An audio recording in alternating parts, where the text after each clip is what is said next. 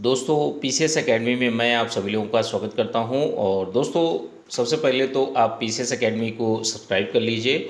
और चैनल पर जैसे यूट्यूब पर आप डालेंगे पीसीएस एकेडमी तो इस तरीके से खुलकर आएगा। और इस लाल बटन पर सब्सक्राइब वाले बटन पर इस तरीके से जो चीज़ें हैं, ठीक है, सब्सक्राइब बटन के बाद में बेल बटन को आप लोग ज़रूर प्रेस करिए और वो भी ऑल में आप लोगों को सेट करना है, जिससे टाइम पर नोटिफिकेशन आप लोगों को मिलती रहे, ठीक है। और यूपीपीसीएस मेंस 2022 और 23 के लिए बैचेस चल रहे हैं, तो जो लोग भी अपना इच्छुक हों ज्वाइन कर सकते हैं, ठीक है। ज्वाइन करने के लिए जो नंबर है 9140085178, इस नंबर पर मैसेज करके आप लोग जानकारी ले सकते हैं। आइए शुरू करते हैं। तो अच्छे से लिखने का प्रयास करिए। लिखने से पहले वही सावधानियाँ कि जैसे जो ग्रामर की गलतियां हैं वो आपसे नहीं होनी चाहिए। जो इंट्रोडक्शन पार्ट है, बॉडी पार्ट है, कंक्लूजन पार्ट है, तो देखिए इसमें जैसे 7 पेजेस लगभग आप लोगों को लिखने होते हैं। तो इसमें क्या करना है कि आपको एक लयबद्धता जो होती है उसको ध्यान रखना है। Introduction part, body part, conclusion part, ठीक है। तो तीनों में एक एक कोटेशन प्लस इसके साथ में एक पेज में आप 2 कोटेशंस का उपयोग करिए, ठीक है। तो इस तरीके से आपको पूरा का पूरा निबंध लिखना है। निबंध में और भी अन्य चीज़ें हैं कि जैसे आप कुछ डायग्राम का भी उपयोग करिए, कुछ फ्लो चार्ट का भी उपयोग करिए। इसके साथ में जो अच्छी चीज़ें हैं उनको भी अंडरलाइन करने का प्रयास करिए। जो अच्छे वक्तव्य हैं उनको अंडरलाइन करने का प्रयास करिए। जो मुख्य मुख्य बातें हैं उनको अंडरलाइन ज़रूर करने का प्रयास करिए। तो आज की डेट में हम लोग बात करेंगे भारत चीन संबंधों पर। तो देखिए भारत चीन संबंधों की जहाँ तक हम लोग बात करते हैं तो स्वतंत्रता के पहले भी भारत चीन के साथ में संबंध, मित्रवत संबंध थे। और स्वतंत्रता के बाद से स्थितियां देखी जाती हैं, वहीं से सारी की सारी चीज़ों की शुरुआत होती है। एक्चुअल में जिस समय भारत को स्वतंत्रता मिलती है और स्वतंत्रता पश्चात जो स्थितियां हैं उनको, चीज़ों को देखते हैं। तो देखिए नया नया राष्ट्र रहता है जिसको स्वतंत्रता मिली होती है। आज़ादी के बाद भारत जो है पड़ोसी राष्ट्रों से हमेशा अच्छे संबंध बनाकर चलना चाहता है। एक मित्रवत संबंध, भाईचारा, समन्वय की भावना के साथ में अपने विदेशी संबंधों को आगे बढ़ाता है। ठीक है। तो यहाँ पर भारत चीन के साथ में भी एक नारा भी दिया जाता है, हिंदी चीनी भाई भाई। तो इस तरीके की संज्ञाएं दी जाती हैं जब भारत और चीन के संबंधों की बात की जाती है, जब भारत और चाइना के संबंधों की बात की जाती है। इसमें देखिए रविन्द्रनाथ टैगोर जी ने भी कहा था। तो इन्होंने क्या कहा था, तो चीन को एक ब्रदर कंट्री की संज्ञा दी थी।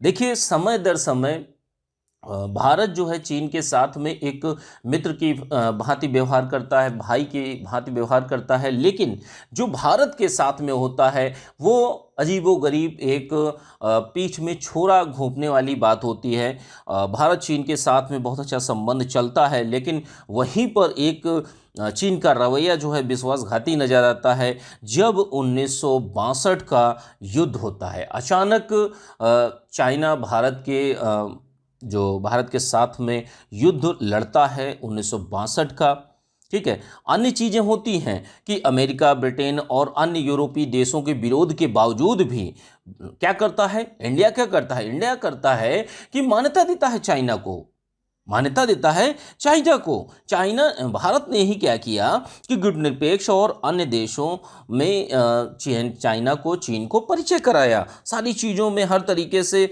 जो अपना एक संबंध है चीन के साथ में उसको बेहतर करने का प्रयास किया।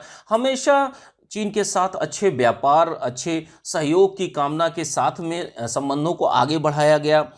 लेकिन इसके बावजूद भी क्या होता है कि व्यापार संतुलन जो है हमेशा चीन के पक्ष में ही रहा है, क्योंकि चीन कहीं ना कहीं ये चीज़ें होती हैं, चीन के जहन में ये बातें रहती हैं कि हर तरीके से हम इंडिया के मार्केट पर कब्जा करें। और इंडिया इस कार्य को भली भांति करता भी है, ठीक है। तो यही चीज़ें होती हैं। चाइना क्या करता है व्यापार में हर तरीके से, चाहे वो इलेक्ट्रॉनिक आइटम हो या खिलौने हो या अन्य सामग्रियां हो, जो भी डेली यूज़ के आइटम हैं और अन्य बड़ी बड़ी चीज़ों को भी भारत के द्वारा इंपोर्ट किया जाता है।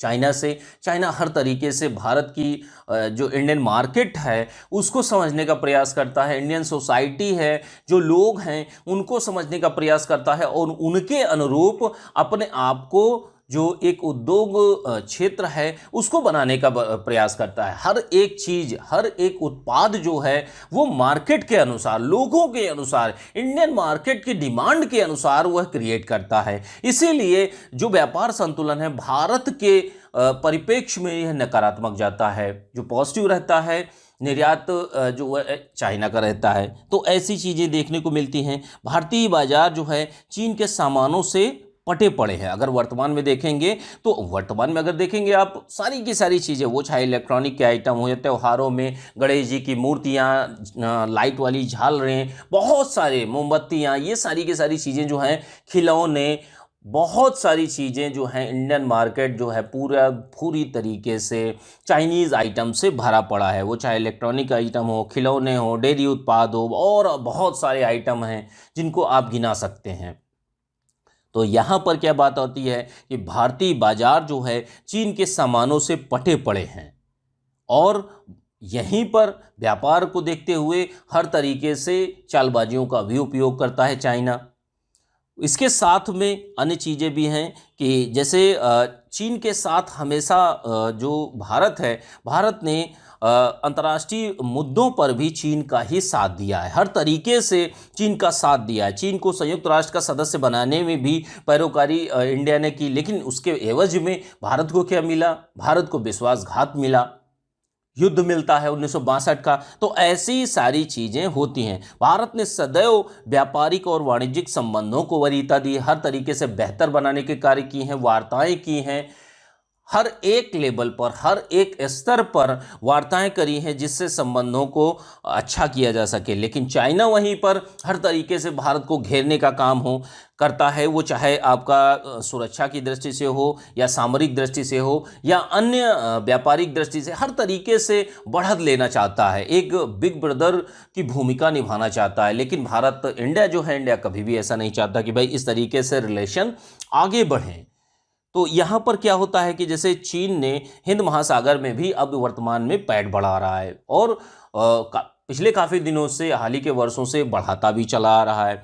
आपने देखा होगा इन चीज़ों को कि म्यांमार में एक विशाल नौसैनिक अड्डा बना रखा है। तो आप सोच के देखिए कि जो चाइना है निगरानी करना चाहता है जो मलक्का जल संधि है, क्योंकि यहीं से चाइना के सारे पोर्ट जो जलयान हैं जिनसे इंपोर्ट करता है चाइना, जो महंगी वस्तुएं हैं विदेशों से जो इंपोर्ट करता है वो मलक्का जनसंधि ही है और वहाँ से निगरानी रखना चाहता है। ऊपर से अंडमान निकोबार द्वीप समूह भी वहीं पर है, तो हर तरीके से निगरानी करना चाहता है। इसीलिए म्यांमार में एक विशाल नौसैनिक अड्डा और सामरिक दृष्टि से भी हर तरीके से अपनी देश की सुरक्षा के लिहाज से भी इन चीज़ों को निर्माण कर रहा है।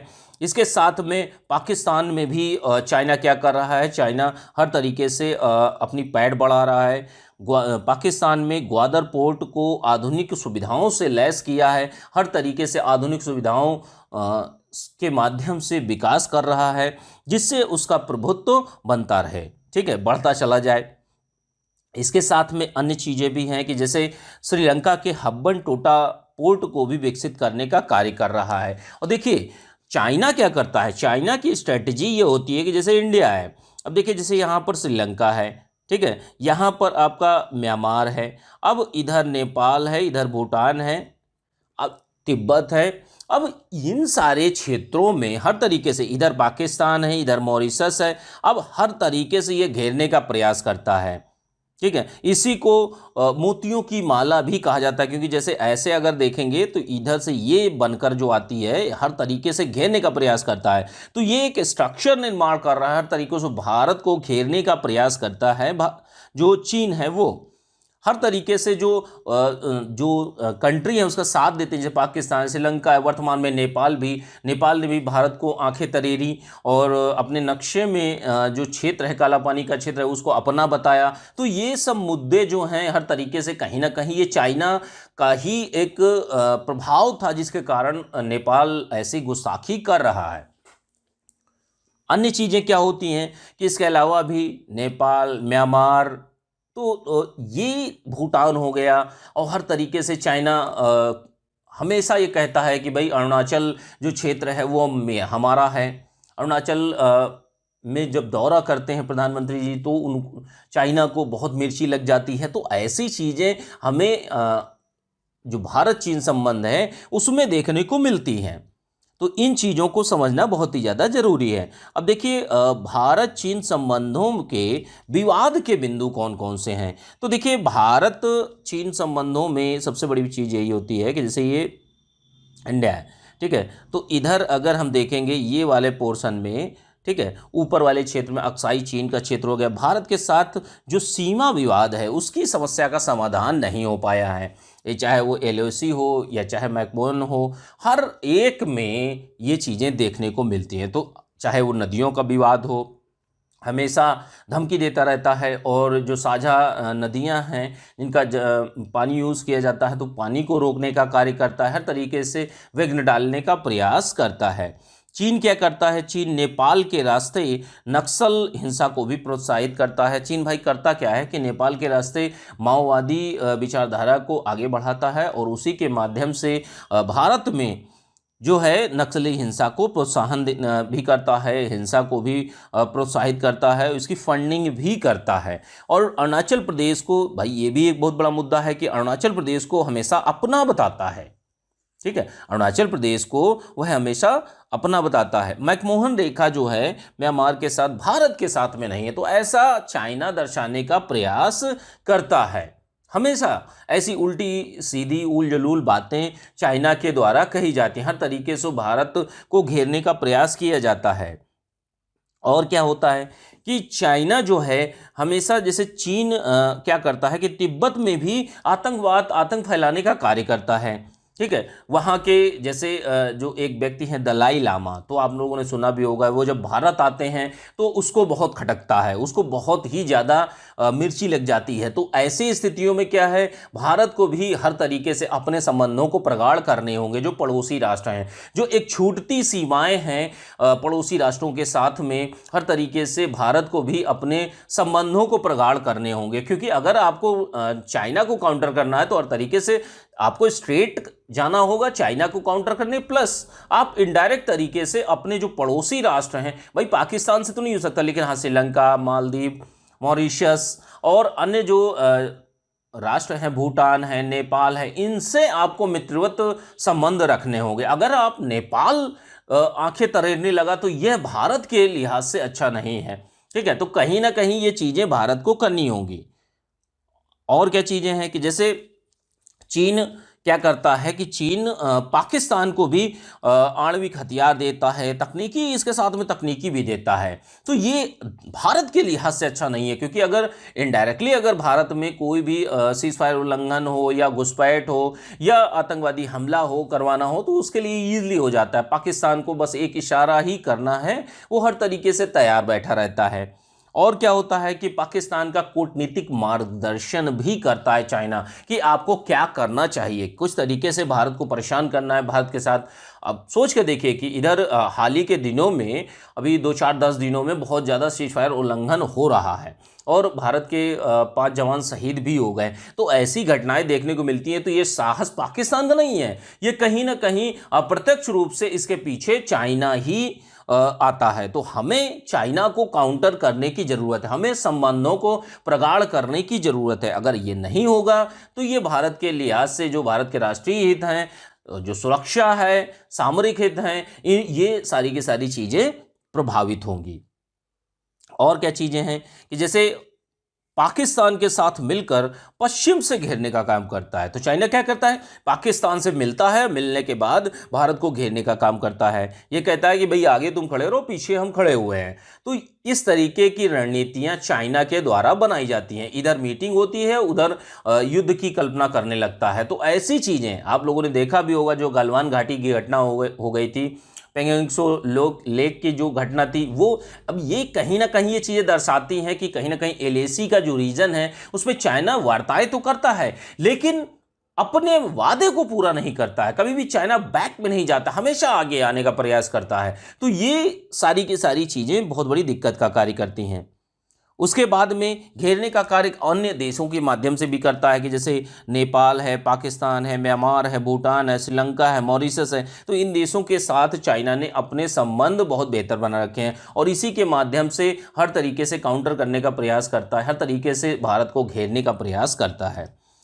देखिए, विवाद के बिंदुओं में जहाँ तक हम लोग बात करते हैं तो अक्साई चीन का विवाद बहुत ही ज़्यादा बड़ा मुद्दा रहा है। एक तरफ अक्साई चीन, चाइना कहता है कि भाई अक्साई चीन हमारा है, तो हम अक्साई चीन हमारा है पूरा का पूरा, तो भाई आप अरुणाचल आपका है। तो इस तरीके से एक दोहरे मापदंड और दोहरे चरित्र के साथ में कार्य करता है कि भाई पहले हम एक ले लें, फिर बाद में हम एक दावा और ठोक देंगे कि अरुणाचल भी हमारा है, पहले एक तो पूरा कर लें। तो इस तरीके की रणनीतियां भारत चीन संबंधों में हमेशा विवाद का विषय बनी रहती हैं। अब इसके साथ में अन्य चीज़ें क्या है कि जैसे पीओके जो पाक अधिकृत कश्मीर है, तो उसके बड़े भूभाग पर चीन क्या करता है, चीन उस चीज़ को पाकिस्तान से, उस भूमि को पाकिस्तान से ठेके पर ले रखा है और हर तरीके से अपने रणनीतियों के अनुसार उन चीज़ों को प्रयोग करता है, रणनीतियाँ बनाता है, उन्हीं को फॉलो करवाता है पाकिस्तान के सैनिकों द्वारा। तो ऐसी चीज़ें करी जाती हैं। चीन के साथ भारत के अन्य विवाद में है कि जैसे चीन साझा नदियों का पानी भी रोकने का प्रयास करता है। भारत में आतंकवाद फैलाने में भी इसकी प्रत्यक्ष अप्रत्यक्ष रूप से भूमिका रहती है, फंडिंग करने का प्रयास करता है, हर तरीके से अस्थिर करने का प्रयास करता है जो चाइना है वो। तो अब इसके साथ में भाई जो विवाद के बिंदु हैं, सारी चीज़ें हैं, लेकिन भारत भी तो भाई बेहतर होने का प्रयास करेगा। अब जैसे डोकलाम विवाद के बाद 2018 में वुहान वार्ता होती है 2018 में, वहाँ से सारी चीज़ें ठीक होने का प्रयास करती हैं, लेकिन 19-20 आते आते पुनः जो चाइना है हर तरीके से घुसपैठ की कोशिश करता है। वो चाहे आपका गलवान घाटी का मामला हो या उत्तराखंड का मामला हो, हर तरीके से चीज़ों पर वह आगे बढ़ने का प्रयास करता है। तो भारत को भी टिट फॉर टैट वाले एक कहावत को आगे लेकर चलना होगा, उसी पदचिन्हों पर चलना होगा। अगर आप एक मारोगे तो हम भी एक मारेंगे। तो ऐसी चीज़ों को सामने रखकर आगे बढ़ना होगा। चीन क्या करता है, चीन जैसे देखिए, जब भारत ने कश्मीर से 370 हटाई थी तो कहीं ना कहीं ये चीन को भी अप्रत्यक्ष रूप से नाराज़गी जाहिर की थी कि भाई ये चीज़ें गलत हैं, ठीक है, ये चीज़ें दिखाई भी दी थी। और वर्तमान में जहाँ तक बात करते हैं तो वर्तमान में गलवान घाटी का जो विवाद है वो बहुत ज़्यादा तनावपूर्ण स्थिति में चल रहा है, युद्ध होने की स्थितियाँ भी आ गई हैं। तो हर तरीके से चाइना इस समय अब हर तरफ से भारत को घेर रहा है। तो ये भारत चीन संबंधों के लिए अच्छा नहीं है, क्योंकि कहीं ना कहीं अगर ये विवाद बने रहेंगे और युद्ध जैसी स्थिति होगी तो आपके व्यापारिक हित भी बहुत ही ज़्यादा प्रभावित होंगे। भाई जो एक ट्रेड है वो भी तो प्रभावित होगा ना, जो आर्थिक संबंध हैं वो भी आपके बिगड़ेंगे। तो ऐसी चीज़ें होंगी। पेंगोंग त्सो लेक में भी ऐसी ही चीज़ें देखने में आई कि चाइना हमेशा आगे बढ़ता रहा, ठीक है, बोलता है, वार्ताएं होती हैं, कमांडर लेवल की मीटिंग्स होती हैं, लेकिन उसके बाद उसका फल कोई नहीं निकलता। अंततः वो और एक नई घटना करता है जाकर सोच समझकर। उत्तराखंड में भी कई चीज़ों पर, कई गाँवों पर इसने काफ़ी अटैक किया, आगे बढ़ा, घुसपैठ करी। अरुणाचल प्रदेश में तो करता ही रहता है। तो ये सारी की सारी चीज़ें वर्तमान स्थितियों में अगर हम लोग देखेंगे तो हमें चीज़ें नज़र आती हैं जब भारत और चीन के संबंधों की बात करते हैं। लेकिन अंततः क्या होता है कि आपको क्या है, संबंधों को बेहतर बनाना बहुत ही ज़्यादा ज़रूरी है। देखिए, रिलेशन अगर आप अच्छे नहीं बनाएंगे, अगर आप पड़ोसी देशों के साथ में ऐसे ही लड़ते झगड़ते रहेंगे, ये बातें कहीं ना कहीं चाइना को भी सोचनी होंगी और भारत को भी सोचनी होंगी, ठीक है। भारत तो कभी ऐसी स्थितियों में नहीं चाहता, लेकिन चाइना ही हमेशा इन तरीकों में उलझा रहता है, ठीक है। हर तरीके से एक विस्तारवादी नीति को आगे बढ़ाने का प्रयास करता है। और क्या है कि संबंधों को बेहतर बनाना भारत के लिहाज से बहुत ही ज़्यादा ज़रूरी है, नहीं तो भारत के राष्ट्रीय हित बहुत ही बुरी तरीके से प्रभावित होंगे। और सबसे पहले तो भारत को सीमा विवादों को समाप्त करना होगा और द्विपक्षीय सहयोग जो है जो एक व्यापार सहयोग है उसको आगे बढ़ाना होगा। व्यापार असंतुलन जो है भाई, वहाँ से निर्यात जो यहाँ पर आयात होता है, जो चाइना निर्यात करता है भारत में, जो बेचता है सामान, उसको हमें बैलेंस करना होगा। हमें भी वहाँ पर निर्यात करना होगा अधिक से अधिक, और जो हमारी स्वदेशी वस्तुएं उनका अधिक से अधिक उत्पादन करके हमें चाइना एक्सपोर्ट करना होगा। ठीक है, तो ऐसी चीज़ें हैं जो भारत को करनी पड़ेंगी। इसके साथ में पड़ोसी राष्ट्रों के साथ में जो तीखे एक तल्ख संबंध जो हो गए हैं वर्तमान स्थितियों में, इनको भी भारत के द्वारा एक अच्छी विदेश नीति के माध्यम से इनको ठीक करने की ज़रूरत है, जो कि बहुत ही ज़्यादा ज़रूरी है। बहुत सारी राष्ट्रीय अंतर्राष्ट्रीय संगठन हैं जिनमें चाइना है, जैसे ब्रिक्स है और आपका SCO है, इनके माध्यम से वार्ताओं को एक बेहतर एक कंक्लूजन पर पहुंचना कि हाँ भाई ये चीज़ें, और एक मुद्दों को, चीज़ों को ठीक करने का प्रयास अन्य देशों की जानकारी में होते हुए, ठीक है, कहीं ना कहीं अगर भागीदार बनते हैं। देखिए, एक मीडिएटर की भूमिका नहीं, एक पर्यवेक्षक की भूमिका निभानी चाहिए। ठीक है, तो मीडिएटर होगा तो वो चीज़ें गलत हैं भाई। किसी भी दो राष्ट्रों के मध्य में तीसरा की दखल नहीं किसी भी देश को अच्छी लगती, तो ये चीज़ें नहीं होनी चाहिए।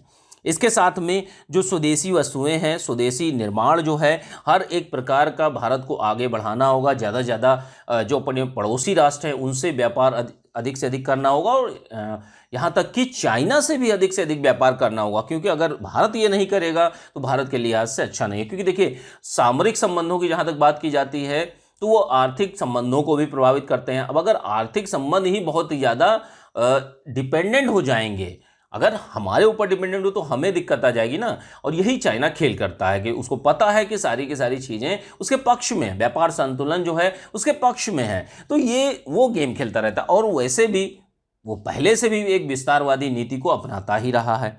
तो ये सारी की सारी चीज़ें हैं, और जैसे को तैसा वाली रणनीति को भारत को अपनाना होगा। हर तरीके से भारत चीन संबंधों को बेहतर करने का प्रयास करना है, नहीं तो इसका अंतिम जो परिणति है वो उसका युद्ध ही मिलेगा जाकर। क्योंकि बस एक ही चीज़ बचता है, युद्ध को लड़ना।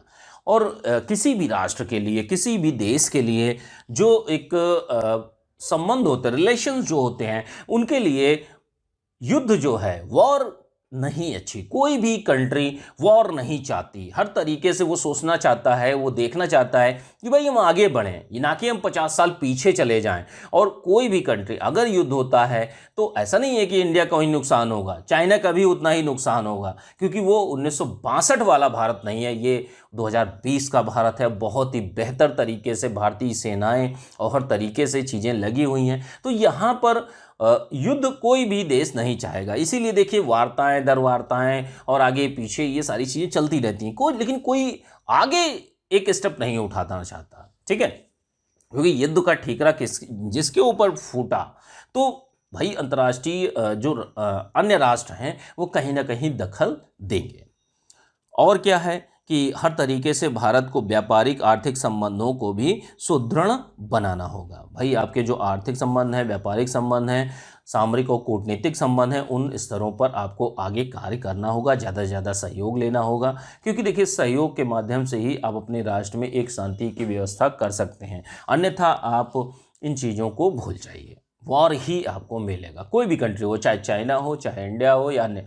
तो यहाँ पर खेल क्या हो जाता है कि सारी के सारे पड़ोसी राष्ट्र जो हैं उनसे आपको बेहतर संबंधों का निर्माण करना पड़ेगा, प्लस चाइना से भी आपको अच्छा करना पड़ेगा। तो ये सारी की सारी चीज़ें हैं। निष्कर्ष के रूप में अपने व्यू के साथ में अच्छे से आप लिखने का प्रयास करिए, कोटेशंस का उपयोग करिए और इसके साथ में अन्य चीज़ों का भी उपयोग करिए। अच्छे से इस निबंध को लिखने का प्रयास करिए।